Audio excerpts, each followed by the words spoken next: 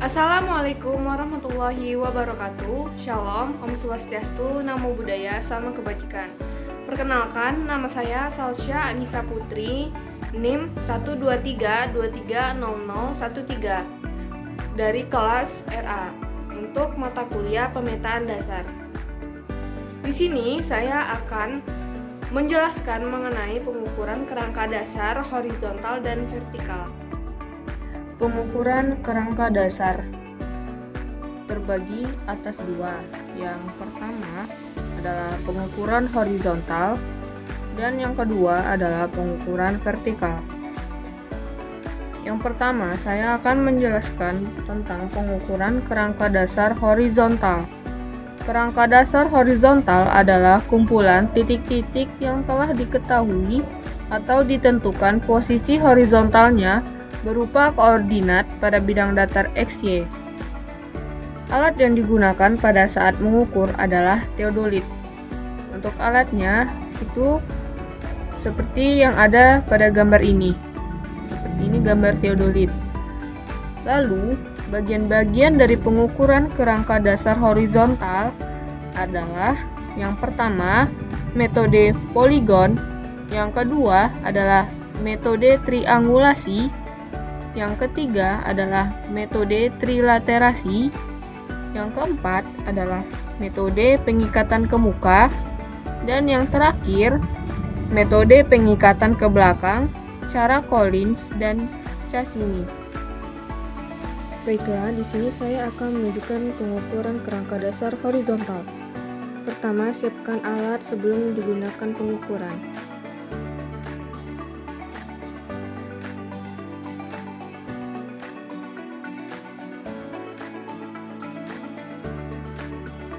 Kemudian, tekan tombol power untuk menghidupkan teodolit. Atur sudut vertikal sebesar 90 derajat. Untuk menentukan arah utaranya, gunakan kompas dan lakukan seperti yang pada di video tersebut.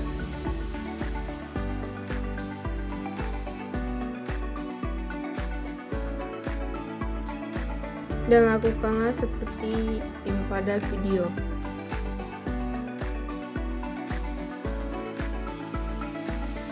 Setelah menghadap ke arah utara, tekan 0 set untuk mengatur sudut horizontal menjadi 0 derajat.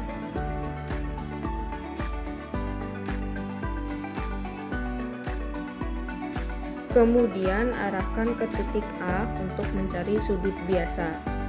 Jangan lupa untuk mencatat data yang telah didapatkan. Lakukan pengukuran sudut luar biasa. Caranya, putar teropong sebesar 180 derajat, kemudian arahkan kembali ke objek dengan memutar searah jarum jam untuk mencari sudut luar biasa. Didapatkanlah hasil sudut luar biasa, jangan lupa untuk catat hasilnya. Lalu kembalikan teropong pada sudut 90 derajat untuk mencari sudut biasa pada titik selanjutnya.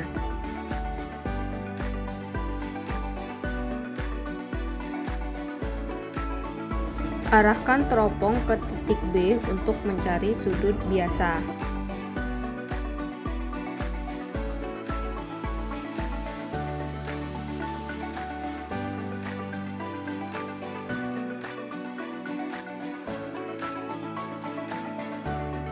Lalu catat hasil sudut biasa pada titik B. Putar teropong sebesar 180 derajat, arahkan ke titik B dengan memutar searah jarum jam.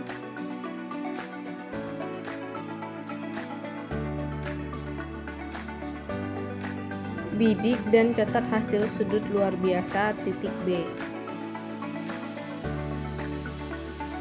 Setelah melakukan pengukuran, kita mendapatkan sudut horizontal dengan rumus seperti berikut ini. Yang pertama, mencari titik A yaitu dengan sudut biasa dan sudut luar biasa. Lalu, titik B yang rumusnya itu sama dengan titik A, yaitu AT sama dengan TB dikurang TA. Menghitung apsis. pada saat kita melakukan pengolahan data. Sin azimut dikali dengan jarak. Yang pertama, kita hitung dulu koreksi absis. Jumlah absis dibagi dengan jumlah titik. Lalu, kita mencari koordinat X dari titik dengan cara koordinat awal plus minus absis plus minus koreksi. Yang ketiga, kita cari ordinat dengan rumus cos azimut dikali dengan jarak.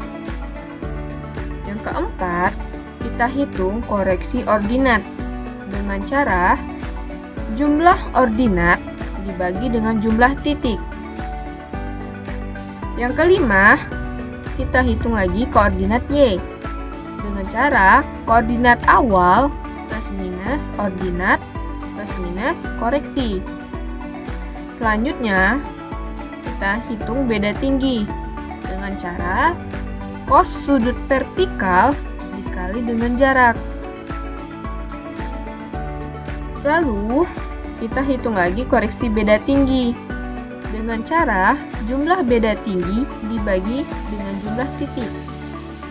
Dan yang terakhir, kita hitung tinggi tanah dengan cara interval awal plus minus beda tinggi plus minus koreksi. Di sini kita memiliki catatan. Kenapa ada plus minus? Maksud dari plus minus ini adalah bila beda tinggi itu mendapatkan plus berarti ditambah, dan bila dia mendapatkan minus berarti dikurang. Begitu pula dengan koreksi. Yang kedua adalah pengukuran kerangka dasar vertikal. Kerangka dasar vertikal adalah teknik dan cara pengukuran kumpulan titik yang telah diketahui posisi vertikalnya berupa ketinggiannya terhadap bidang rujukan ketinggian tertentu. Peralatan ukur diantaranya itu adalah waterpass optis. Untuk gambar waterpass itu seperti ini. Lalu ada rambu ukur sepanjang 3 meter 2 buah, patok dari kayu atau paku, pita ukur, payung, formulir perhitungan, statif. Pertama, kita siapkan alat ukur teodolit yang akan digunakan pada saat pengukuran sudut vertikal.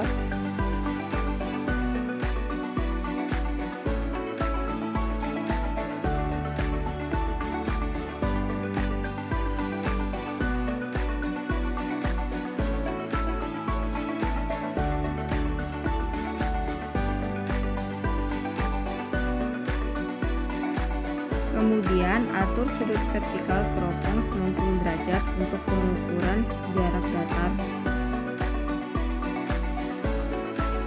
Tentukan objek pengukuran. Pasang rambu ukur pada objek.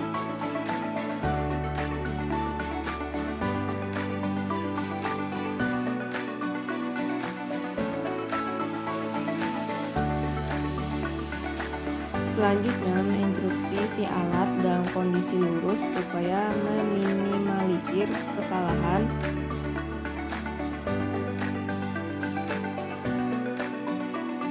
Selanjutnya, jangan lupa untuk mencatat hasilnya dengan teliti. Arahkan teropong ke ujung tiang.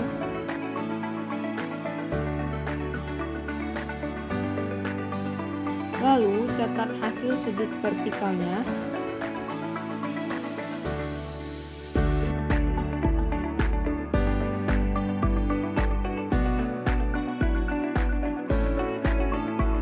Dan jangan lupa untuk mengukur tinggi alat.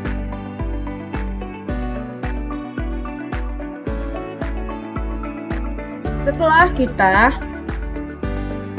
mengukur sudut vertikal, kita akan mencari tinggi tiang dengan rumus seperti yang ada pada gambar ini. Pertama, sudut vertikal A sama dengan 90 derajat dikurang pi. H itu adalah healing atau alfa. Lalu untuk mencari tinggi tiang, itu sama dengan Y sama dengan tan A dikali jarak ditambah tinggi alat. Untuk pengolahan datanya, jarak optis dapat diketahui dengan X benang atas dikurang benang bawah. Di sini juga terdapat rumus koreksi garis bidik yang saya dapatkan sumbernya di Ilmu Kanggo Sadayana yang terdapat di YouTube. C sama dengan dalam kurung B1 dikurang M1 dalam kurung dikurang B2 kurang M2 dalam kurung milimeter dibagi dengan jarak dalam kurung jarak B1 dikurang jarak M1 dikurang jarak B2 dikurang jarak M2. Untuk keterangannya bisa terlihat di dalam sini. Lalu selanjutnya adalah dokumentasi saya pada saat praktikum pemetaan dasar. Di sini saya mencatat sudut horizontal dan vertikal. Di sini saya juga memegang rambu ukur. Di sini juga saya belajar gimana caranya membidik, gimana caranya saya bisa mendapatkan sudut vertikal, horizontal, dan bagaimana cara saya bisa membaca rambu ukur.